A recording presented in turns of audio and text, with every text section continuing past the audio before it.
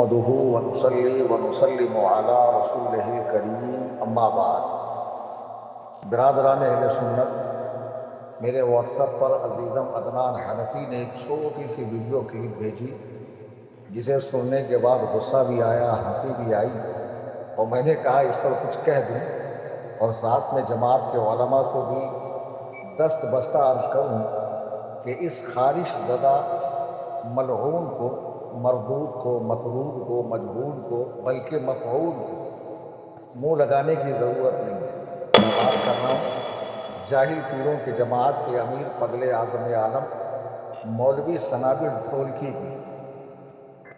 اصل میں ہوا یوں کہ پوری دنیا سے، خاص طور سے ہمارے ملک عظیم ہندوستان سے سپڑا صاف ہو چکا ہے. کبھی بمبئی میں ہاتھوں ہاتھ لیے جانے والے لوگ آج بمبئی میں کوئی تھوکنے والا نہیں ہے ان پر.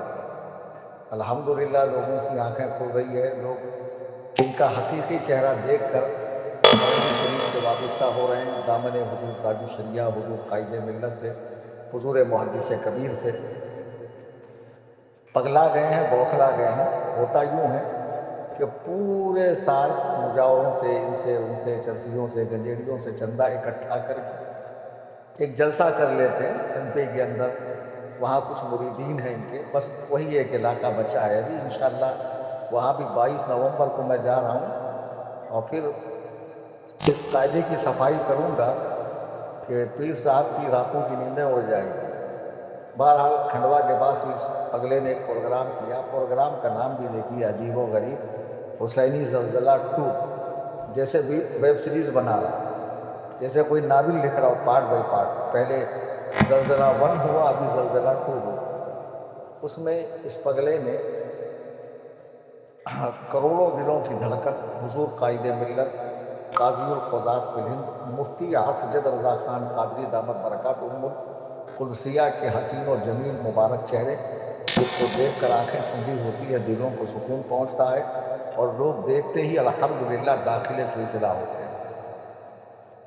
اور میں یہ بات دعوے سے کہتا ہوں کہ میرے قائد کا تلوہ اور اس کے باپ کا چہرہ، اس کا تو چھوڑو، اس کا وہ پگلا بھائی شمائل، اور اس کا وہ گینڈا بھائی بہرام، وہ دھرتی کا بوجھ نومن کا لاشا، اور دوسرا وہ کون ہے پتہ نہیں کیا کیا نام ہے، فرزان، فاران، انادل، مناہل، موبائل، بہت سارے نام ان کے ہیں، اور سبھی مفتی ہیں. کوئی مفتی سے نیچے کا نہیں ہے. تو ان سارے پگلوں کو تو چھوڑو، ابھی جو ان کا بگ باس ہے ادریس، اس کا چہرہ اور میرے قائد کا تلوہ ملا لو. میں سچ کہتا ہوں کہ میرے قائد کا تلوہ اس کے باپ کے چہرے سے زیادہ حسین ہے. کتنا بڑا جاہل آدمی ہے کہ خطاب کرتے ہوئے تجھے لوگ پیر سمجھ کر، عالم سمجھ کر بلا رہے ہیں. قرآن پڑھنا چاہیے، حدیث پڑھنا چاہیے، بزرگان دین کے اقوال پیش کرنے چاہیے، تفاسیر پیش کرنی چاہیے، نبی کریم علیہ الصلاۃ والسلام کے ارشادات سنانا چاہیے. لیکن بس وہی گالی گلوچ، پھیکم پھاک، بہتان بازی، الزام تراشی، ٹچا پنا، نیچ حرکت، باز نہیں آئیں گے. میں جماعت کے علماء سے کہوں گا خدا را اس کو جواب مت دیجیے. یہ اس درجے کا گھٹیا آدمی ہے کہ اس کی سطح سے بات کرنے کے لیے آپ کو اپنے مقام و مرتبے سے 1000 درجہ نیچے آ کر بات کرنی پڑے گی. یہ آپ کے لائق کا ہی نہیں ہے. یہ میرا شکار ہے، ان کو میں ہی جواب دیتا ہوں. آج 2 سال کا عرصہ ہو گیا، دنیا دیکھ رہی ہے کہ میں نے نام زد چیلنج کیا اس کو، اس کے باپ کو، جن کو یہ فاتح کشمیر کہتے ہیں. پتہ نہیں کشمیر میں فاتحہ پڑھ کے آیا تھا، کیا کیا تھا، کیا کیا تھا بھائی؟ کشمیر سے آتنکوادیوں کو ختم کیا، کشمیر کا وہ حصہ جو پاکستان میں ہے اس کو ہندوستان کو واپس دلوا دیا. کیا کیا؟ جس کو مناظرے میں بیٹھنا نصیب نہ ہوا ہو آخری صف میں، اس کو فاتح کشمیر کہہ رہے ہیں. ان کی تو بقیہ میں بعد میں ادھیڑوں گا اور قاعدے سے ادھیڑوں گا. پیر سے لے کے مرید تک سب گالی باز اور چھٹے ہوئے بدماش ہیں. یہ سب کے سب چھٹے ہوئے بدماش ہے. تو ان کو قاعدے سے جواب تو میں ہی دے سکتا ہوں نا. تو میں علماء سے گزارش کروں گا خدا را اپنے زبان و بیان کی طہارت کو مجروح نہ کریں، چونکہ یہ ایسے بدبخت ہیں کہ یہ سخت زبان ہی سمجھتے ہیں. بہرحال اس بدبخت کی جو میں نے ویڈیو دیکھی یہ حضور قائد ملت دامت برکاتہم العالیہ کے چہرے مبارکہ کو بندر کہہ رہا ہے۔ اصل میں کیا ہے، آئینہ دیکھ لیا ہوگا تقریر سے پہلے، تو بیچارہ اپنی حقیقت بیان کر رہا ہے نا۔ اب آئینے میں جو جیسا ہوتا ویسا وہ دکھتا ہے، ورنہ قرآن کریم میں اگر یہ پڑھا لکھا ہوتا تو رب کا یہ ارشاد اس نے نہیں پڑھا، لقد خلقنا الانسان فی احسن تقویم، بے شک ہم نے آدمی کو اچھی صورت پر پیدا کیا، بے شک ہم نے آدمی کو اچھی صورت پر پیدا کیا۔ تو یہ سوچتا کہ انسان ہیں، اشرف المخلوقات ہیں، پھر اس میں یہ کہ مسلمان ہیں، پھر اس میں یہ کہ مومن ہیں، پھر اس میں یہ کہ جس در کے تمہارے باپ تمہارے دادا غلام، تم غلام ابن غلام، ان کی وہ اولاد ہیں، تمہارے آقا زادے ہیں، کروڑوں سنیوں کے رہنما ہے، کیا تمہارے نزدیک وہ گمراہ ہیں، خارج اہل سنت ہیں، کافر ہیں، مسلک حق کے باغی ہیں؟ تو آؤ بیٹھو دلائل کے ساتھ بات کرو۔ کب کرو گے؟ 2 سال ہو گئے چیلنج دیا ہے میں نے، پوری دنیا نے دیکھا ہے، خدا کی قسم اس کی ہمت نہیں ہوئی کہ میرا چیلنج قبول کرے۔ یہ پتہ نہیں کرلا کے اندر کون 2 کوڑی کا مولوی تھا، اب اس کا بھی پتہ نہیں ہے۔ ایک خورشید تو وہ ہوتا ہے کہ جو رات میں روپوش ہو کر صبح پھر وہ طلوع ہوتا ہے، یہ بیچارہ ایسے غائب ہوا کہ اس کا کوئی عطا پتہ ہی نہیں ہے۔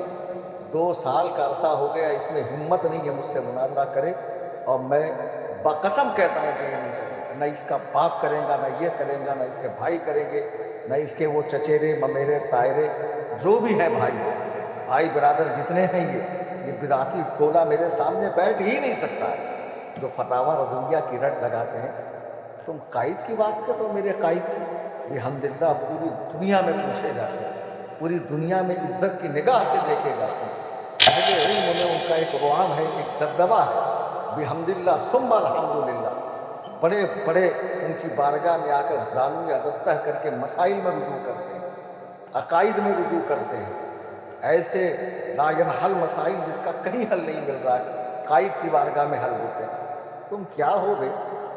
تمہارے چاہنے والوں میں کون ہے؟ شریعت بیزار لوگ، موٹے نفس کے لوگ، جن کو شریعت کی قیودات اور پابندیاں پسند نہیں ہیں، چرسی، گنجیڑی، موالی، ٹپوری، گالی باز، تعزیہ باز، ڈی جے بجانے والے، قبروں کی کمائی کھانے والے، چادر شور، گنتی کے 2-4 ضمیر فروش مولوی جو کہیں نہیں پوچھے جاتے ہیں، تمہاری چاپلوسی کرتے ہیں، ورنہ سارے کے سارے جاہل۔ میں نے بہت پہلے کا، قربان جائیے حضور تاج الشریعہ پر، جب یہ حضور تاج الشریعہ کا دم بھرتے تھے، پوسٹر میں لکھتے تھے، نعرے بازی کرتے تھے، یہاں تک اس سنابل مردود، مطرود، مجہول، خبیث کی وائس موجود ہے کہ حضور تاج، جس کا مفہوم یہ ہے کہ جو حضور تاج الشریعہ کے فتوے کو نہیں مانتا میں اسے سنی نہیں سمجھتا، خود اپنے قول سے یہ اہل سنت و جماعت سے خارج ہو گیا۔ یہ خبیث کسی زمانے میں اتنا دم بھرتے تھے، اور حضور تاج الشریعہ اگر دنیا دار پیر ہوتے تو ان کا بائیکاٹ نہیں کرتے کہ کوئی مجھے اتنا چاہتا ہو تو بھلا ان کا بائیکاٹ کیوں کروں؟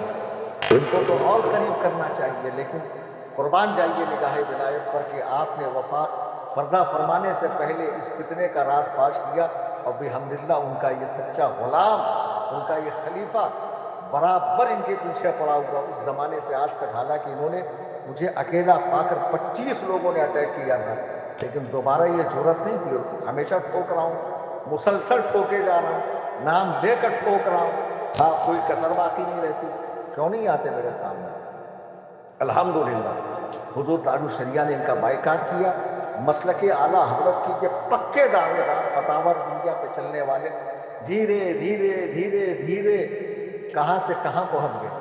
ڈی جے جائز کر دیا، ڈھول جائز کر دیا، قبروں کا طواف جائز کر دیا، عورتوں کی حاضری کو جائز کر دیا، اور اب تو معاذ اللہ شیعت کی، رافضیت کی بولی بول رہے ہیں کہ سیدنا علی کو ابو بکر و عمر و عثمان کا امام بمانا افضل بتا رہے ہیں۔ ابو طالب کے ایمان پر اعلیٰ حضرت کی پوری کتاب ہے، اب یہ ایمان ابو طالب کے قائل ہو رہے ہیں، ابو طالب کے کفر پر اعلیٰ حضرت کی مکمل کتاب ہے، اب یہ ان کے ایمان کے قائل ہو رہے ہیں۔ بھائی اس میں بے شک اختلاف ہے، کچھ علماء کی رائے ویسے ہے، کچھ علماء کی رائے ایسے، لیکن تم تو اعلیٰ حضرت کے مسلک پر چلنے کی بات کرتے تھے، دھیرے دھیرے ہٹتے جا رہے ہیں۔ یہ رافضیت کی طرف جا رہے ہیں. خود کا چہرہ دیکھ لے خبیث. یہ جو ماتھے پر تو موٹا سا رومال باندھتا ہے ذرا کھول کے آ نا. یہ پیدائشی تعزیہ جو تجھے ملا ہوا ہے لوگوں کو پتہ چلے تو کتنا حسین ہے تو. پکا پاگل, پکا ایک دم ذلیل و خوار. کبھی پیلے کپڑے, کبھی نیلے کپڑے, کبھی ہرے کپڑے, کبھی کیسری کپڑے, کبھی بھگوا کپڑے, کبھی لنگی پہنتا ہے, کبھی وہ چمکی والی چادر منہ پہ ڈال کر مرا پھرتا ہے یہاں وہاں.